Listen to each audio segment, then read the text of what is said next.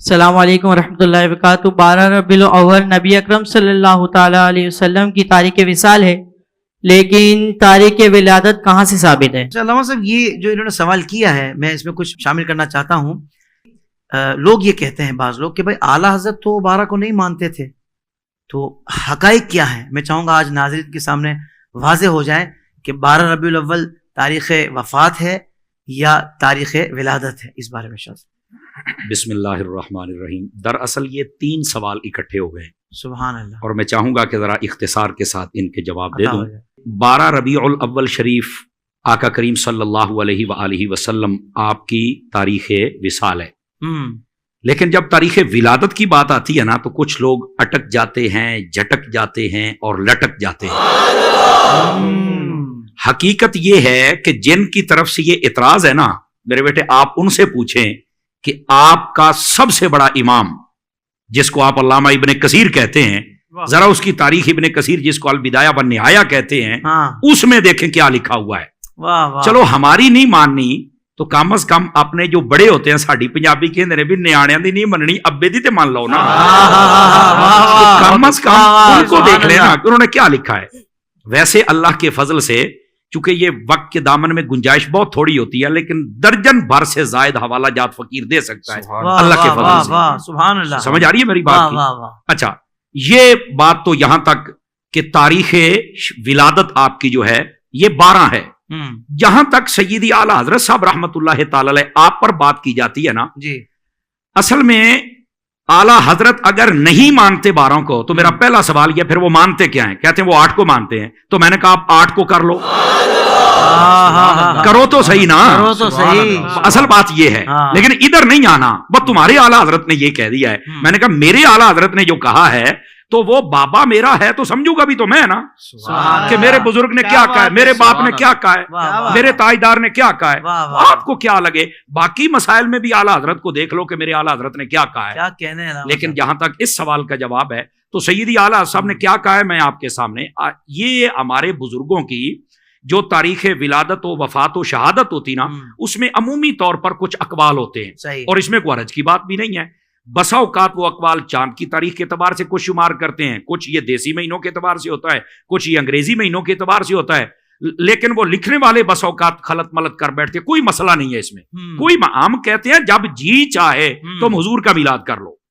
لیکن رہ گئی بات سیدی اعلیٰ حضرت کی، تو اعلیٰ حضرت صاحب رحمت اللہ علیہ نے جو فرمایا، وہ فرماتے ہیں کہ اس سال جو ربیع الاول آیا نا، اس کا جو ذائچہ اور سانچہ میرے سامنے ہے، اس حساب سے جب میں نے دیکھا تو وہ پیچھے چلتے چلتے چلتے چلتے وہ 8 ربیع الاول اس حساب سے بنی ہے۔ جی مطلب یہ اعلیٰ حضرت کا کمال دیکھیں، کیا کمپیوٹرائز آپ کا دماغ ہے، آپ نے فرما دی۔ لیکن جو اگلی بات کہی وہ کوئی نہیں بتائے گا، آپ نے فرمایا لیکن جو مشہور ہے وہ بھی 12 ہے، جو معمول ہے جس پر عمل کیا جاتا ہے وہ بھی 12 ہے، اور جو قول جمہور ہے وہ بھی 12 ہے۔ سبحان اللہ، آپ نے ساری بات ہی باتیں کر دی ہے، 3 باتیں جملے لکھ کے آپ نے سارا مسئلہ ہی حل فرما دیا۔ بذات خود سیدی اعلیٰ حضرت صاحب، آپ کا سارا قبیلہ، آپ کے مریدین و متعلقین، آپ کے گھر پر جو محفل ہوتی ہے وہ بھی 12 کو ہی ہوتی ہے۔ اب یہ جملہ تو تم نے پڑھ لیا، تو ان کے گھر کی محفل کو بھی دیکھو نا۔ تو سیدی اعلیٰ حضرت صاحب رحمت اللہ علیہ نے ایک حساب بتایا کہ اس حساب سے اگر آج کے دن میں دیکھوں تو یہ بنتا ہے، لیکن معمول، مشہور اور قول جمہور وہ 12 کا ہے۔ تو جب ہے ہی 12 کو، اور اس میں اہل حرمین جس کو کہا جاتا ہے، پوری دنیا تمام علماء اس پر متفق ہے، تو یہ 12 ہی کو آقا کریم صلی اللہ علیہ وسلم کی ولادت اقدس ہے، اور اسی دن کو ایمان والے میلاد کرتے ہیں۔ واہ واہ واہ واہ، سبحان اللہ سبحان اللہ۔ اچھا علامہ صاحب، اس طرح کی بات بھی ذہن میں لوگوں کے آتی ہے کہ جب حضور کے آنے کی خوشی کرتے ہو تو جانے کا غم کیوں نہیں کرتے، اس کا کیا جواب ہے؟ اللہ اکبر، جانے کا غم وہ کرے جس کا نبی مر گیا ہے، ہمارا تو زندہ ہے۔ نعرہ تکبیر، نعرہ رسالت، نعرہ تحقیق، نعرہ حیدری، حیدر رضا۔ ہمارے امام نے تو یہ کہا۔ اب میں پوچھتا ہوں نا ان لوگوں سے جو کہتے ہیں کہ اعلیٰ حضرت کہتے ہیں 12 نہیں 8 ہے، وہ میں پوچھتا ہوں یہ وہی اعلیٰ حضرت ہے جنہوں نے کہا تو زندہ ہے واللہ، تو زندہ ہے واللہ، میرے چشم عالم سے چھپ جانے والا۔ تو یہ کون سی بات ہوئی کہ آنے کی خوشی کرتے جانے کا کم؟ وائر منافقت تو نے بھی کن لوگوں کے پاس ڈیرے لگا لیے کہ جو جب محرم آئے تو وہ کہتے ہیں نہیں امام حسین کی یاد میں پیٹنا نہیں چاہیے، رونا نہیں چاہیے، چونکہ 3 دن سے زیادہ سوگ ہی نہیں ہے. اور وہی منافق لوگ جب ربیع الاول آتا ہے تو کہتے ہیں کہ تم آنے کی خوشی کرتے ہو تو جانے کا غم کیوں نہیں کرتے؟ او بھائی ادھر 1-1.5 ماہ مہینے کے بعد ہی تمہارے مسئلے بدل جاتے ہیں. خدا کا خوف کرو یار. کیا منافقت بھی سوچتی ہوگی کہ منافقت تو میں تھی پر جن سوداگروں کے پاس میں آ گئی نا انہوں نے میرا بیڑا ہی کر کے رکھ دیا. بہت خوبصورت. اب یار سوچنے والی بات ہے، 1.5 ماہ پہلے یہ فتویٰ جاری ہو رہا تھا کہ سوگ 3 دن سے زیادہ نہیں، تو اب بھی کہو نا کہ 3 دن سے زیادہ سوگ نہیں، بس آنے کی خوشی کرو، جانے کا غم نہیں کر سکتے. اور پھر دوسری بات، میں اگلی بات بھی کر لوں نا ان سے، نبی پاک آئے پہلے ہیں یا گئے پہلے ہیں؟ جی تو کہا آئے پہلے ہیں، تو میں نے کہا پہلے آنے کی خوشی کرنا پھر جانے والی بات بھی کرنا. اللہ کیوں حضرت سوچنے والی بات ہے نا، کمال والی بات ہے، ہماری تار چھیڑتے ہو یار. سبحان اللہ. اس واسطے یہ بےہودگی پھیلانے کی کیا ضرورت. اور تیسری بات سنیے گا، دیکھیے حضرت سیدنا آدم علی نبینا علیہ السلام آپ پیدا بھی جمعے والے دن ہوئے اور آپ کا وصال بھی جمعے والے دن ہے، اس کے باوجود اس جمعے کو عید کہا گیا. ان الجمعۃ عید للمؤمنین، فرمایا جمعہ مومنوں کے لیے عید ہے. تو بھائی اللہ تبارک و تعالیٰ نے اپنے حبیب پاک صلی اللہ علیہ وسلم کو جو دین دیا اس میں یہ مسئلہ ہے اور حضور نے خود بیان فرمایا.